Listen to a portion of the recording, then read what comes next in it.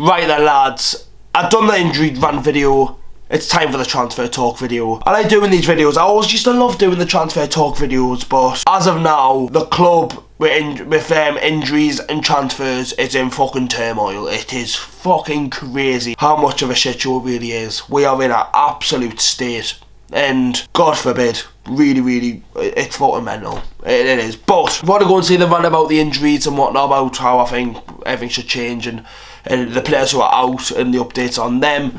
I've got a top, there'll be a link in the description and on the end screen to go and see that. Thank you very much if you do go and watch that video, or if you already have, legend. Anyways, transfer news. One thing I said from minute one in December, November, we have to sign in January. I don't think people understand how important it is to bring a new face into the dressing room. It gives everyone a boost. The person who comes in, it gives the person who's actually in that position. Say, for example, we sign a right winger. I can fucking guarantee it, Almon scores goals for fun. I can see it. So, bringing a player in who is going to give competition to the player who's starting games week in, week out is always a bonus. Always a bonus. And it brings a new face in. It gets the squad a little bit more together. It's just, you need to get new signings in. And obviously, I know January's horrible. I hate January transfer window. Leaves it late, you get loan deals last minute and whatnot. It's overall just a really hard transfer. It's hard to get players in, never mind getting them. It's hard to get players in, never mind actually signing them or getting anything done. It's so hard to sign a player in January. One, it matters on your form. Newcastle win the Champions League at the start of the season. Any club will sign for us, and then now being 1 point above top half of the table, out of the Champions League, only got the FA Cup. Why would someone who's playing Champions League football join Newcastle? It's as simple as that. You've got to attract players in January, and it's so hard to get the good players in January because why would like someone like Ollie Watkins for Villa had a good season so far. Why would Aston Villa sell him to like Man United, Man City, Liverpool, to a team like that who would sign him? Why would he go there? Like Dominic Solanke's another one, obviously with the Newcastle situation, I'll mention that later on. With Dominic Solanke, he's comfortable at Bournemouth, got 12 goals in 19 I think this season. Why would he go and join a team that's higher up in the league? And why would Bournemouth sell him? Because it's so hard to find a replacement in January, which I completely understand.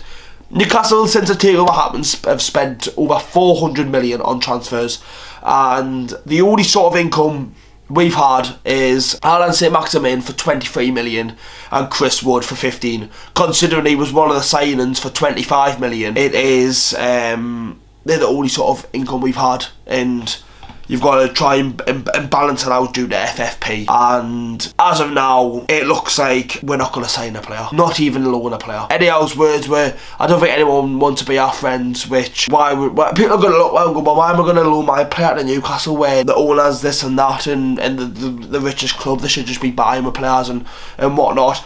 I understand Newcastle are playing by the books. We're playing by the rules that have been set, which is good.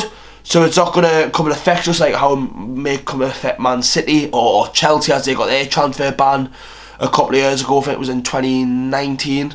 We're playing by the books, and which is absolutely fair enough. But looking at that squad, we've got to sell. And I'm not all about the stars, as Darren Eagles has said. We can't. Why sell someone like Isaac, Botman, Bruno, Joelinton, Gordon? Why sell a player like that where it's going to be so hard to replace them? Why? There's so much dead wood in that team where players who are starting in this team week in, week out should be on the bench competing for new signings. If that's the case, we need to do a massive summer sale. We've got to. Yes, money coming in from the Premier League and whatnot, that'll help, and TV revenue and all that money the club makes. It's good, but there is dead wood in that squad, and there is players playing that squad right now. I will do a keep or sell towards the end of the season where a lot can change in 5 months. As of now, why we're keeping players who are injury prone week in, week out?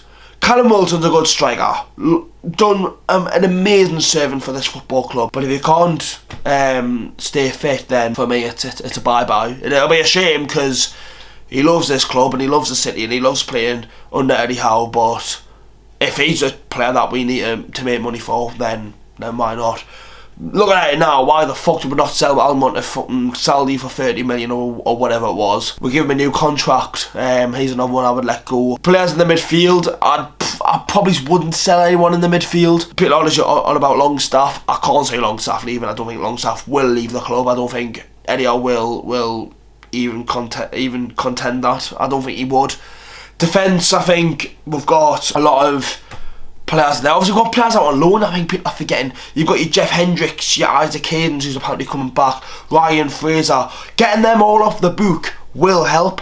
If the more players you get off the book, the better. But if we're getting players off the book, we've got to repay that in signings, because if we don't, we're going to have an even thinner squad than we've got now. It's kind of mad. It is mad, this whole FFP stuff, it is. But I understand it in a way, because like Newcastle were 19th, 20th in the league, and they could have just offered players ridiculous money. They could have went, Mbappe, we've got limited money, there's 4 million a week, and that would be ridiculous. I'm using that as an example, an extortionate example, but he could stay for Newcastle, and then it's done, you know what I mean? He's getting all that money, and he might not care about the club, but he's getting money, and he'll score some goals. That's what FFP's really there for, and Newcastle have never really been a selling club in my era. It's very hard where we've sold players. I think over the years, I think of Perez, Maxi, and honestly, they're the only two I can really think of who were key players who left Newcastle. Obviously, you had Johan Kabais and all them back in the day, but as of late, it's been very rare when Newcastle have sold players. Like the summer of the 2022-23 season, I don't think we made a sale, which is scary, considering you spend £60 million on a midfielder who's banned, and then you're paying 35 million for Hall, which is fucking ridiculous. You spend 40 million on Barnes, who's been in just in September. The only good bit of business in this whole transfer window was Livramento, who's been fucking sensational for Newcastle and deserves way more praise than he gets. Someone needs to get sorted, and if they don't bring any people in, it will become a shit show. As of transfer news and whatnot, as of the very start of the transfer window, Calvin Phillips was being that one that Newcastle were always keeping their eye on, but personally, I can't even see it happening. I can't. Honest to God, boys, I can't see us signing anyone. I really can't. I can't see. I think the club will bottle it and use the excuse of, well, we're gonna have players back from injury. You've got to get some players in the door, lads, and if you're staying, then we're gonna have to just expect and challenge for top half, and that's gonna be our goal. It's a shame, it's shit, but that's the way it's gonna look to be. From 4th to 10th is a big drop, but hey ho, that's my football club. FFP, Newcastle transfer talk, absolute madness. Leave a like, boys, subscribe to the channel. I will see us all in the videos very, very soon.